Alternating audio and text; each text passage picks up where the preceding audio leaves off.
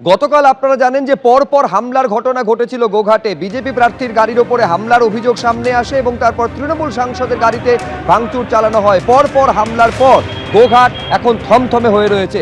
এই যে CC footage সামনে এসেছে সেটা দেখা যাচ্ছে বিজেপির মিছিল যখন বার্মা এলাকায় ঢুকছিল তখন প্রার্থীর গাড়িতে হামলা চালানো হয়। সেই সিসি ফুটেজ এবার সামনে এসেছে। তৃণমূলে হামলা চালিয়েছে বলে অভিযোগ করছে বিজেপি। আবার তৃণমূলের পাল্টা অভিযোগ জয় শ্রীরাম বলতে বাধ্য করা হয়েছিল তাদের।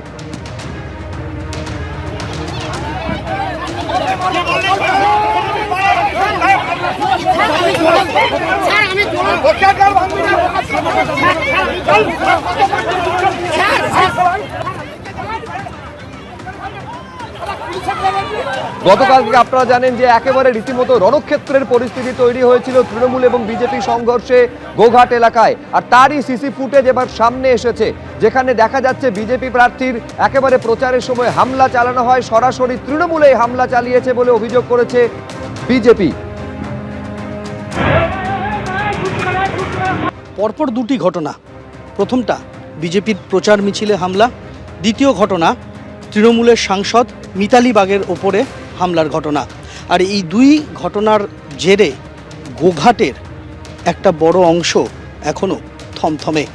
আমরা দাঁড়িয়ে রয়েছি গোঘাট বিধানসভার অন্তর্গত বর্মা গ্রামের অদূরে মোহনপুর বলে একটি গ্রাম রয়েছে। সেই গ্রামে, যে মোহনপুর গ্রামে বিজেপির প্রার্থী প্রশান্ত দিগরের সমর্থনে মিছিল বেরিয়েছিল, সেই মিছিলের ওপরে প্রথমে হামলার ঘটনা ঘটে। এই সেই গ্রাম যে গ্রামে হামলার ঘটনা ঘটেছিল, যেখানে বিজেপি কর্মী সমর্থকেরা আক্রান্ত হন। তাদের মধ্যে বেশ কয়েকজন এখনও হাসপাতালে চিকিৎসাধীন রয়েছেন। সেই ঘটনায় এখনও পর্যন্ত 15 জনকে গ্রেপ্তার করেছে পুলিশ। বিভিন্ন গ্রাম থেকে তাদেরকে ধরপাকড় করা হয়েছে।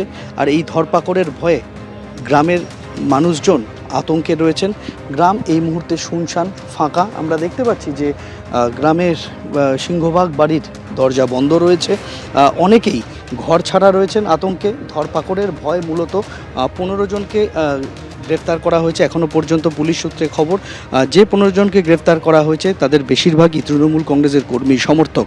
একদিকে এই ঘটনায় যেরকম ধরপাকড় হয়েছে, তার পাশাপাশি তৃণমূল সাংসদ মিতালি বাগের ওপরে যে হামলার ঘটনা ঘটেছে, সেই ঘটনাতেও বেশ কয়েকজন বিজেপি সমর্থককে, কর্মীকে গ্রেপ্তার করা হয়েছে।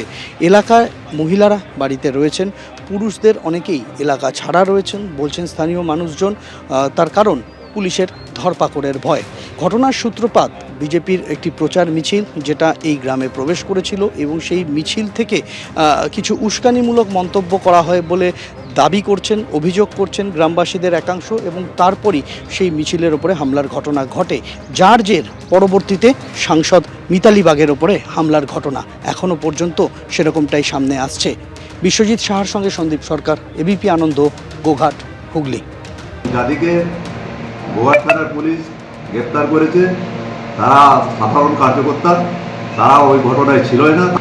যে 2-3 জনকে অ্যারেস্ট করেছে তারা সকলেই, তার ফুটেজ আমাদের কাছে আছে, তারা ওই বর্মাতে আমাদের র্যালিতে ছিল। তারা এই ঘটনার সঙ্গে কোনোভাবেই জড়িত নয়। এটা আমাদেরকে মিথ্যেভাবে ফাঁসানো হয়েছে এবং পুরো পরিকল্পনা মাফিক মিতালি বাগ এই ঘটনাটা ঘটিছে। বেশ কিছু তৃণমূল কংগ্রেসের কর্মীদিকে তারা তুলে নিয়ে এসেছে, যারা ওই ঘটনার সঙ্গে তারা যুক্ত ছিল না। সাধারণ মানুষ মাঠেতে গিয়ে কাজ করছিল, তারা কেউ নিয়ে যাচ্ছিল। আমরা পুলিশের কাছে আবদারের মাধ্যম দিয়ে বলতে চাইছি এবং আমরা পুলিশকে গিয়ে গোঘাট থানায় আমরা বলেছি যে যারা যদি প্রকৃতপক্ষে যারা দোষী তাদেরকে অ্যারেস্ট করুন। সাধারণ মানুষকে এই ভোটের সময় অ্যারেস্ট করে এলাকাকে বিভ্রান্ত করবেন না, এলাকাকে শান্ত রাখার চেষ্টা করুন। পুলিশের উপর এখনো সম্পূর্ণ আস্থাটা রাখতে পারছি না, এই জন্যে এখন পর্যন্ত 3 জন অ্যারেস্ট হয়েছে। বাকি আরো 11 জন তারা চোখের সামনে থেকে তারা ঘোরাফেরা করছে, মাথায় পেট্টি বেঁধে, লাল তিলক কেটে। সেই সমস্ত কর্মীদিকে যাতে অবিলম্বে গ্রেপ্তার করা হয় সেইটার দিকেও আমরা দৃষ্টি আকর্ষণ করছি। এবিপি আনন্দ, এগিয়ে থাকে, এগিয়ে রাখে।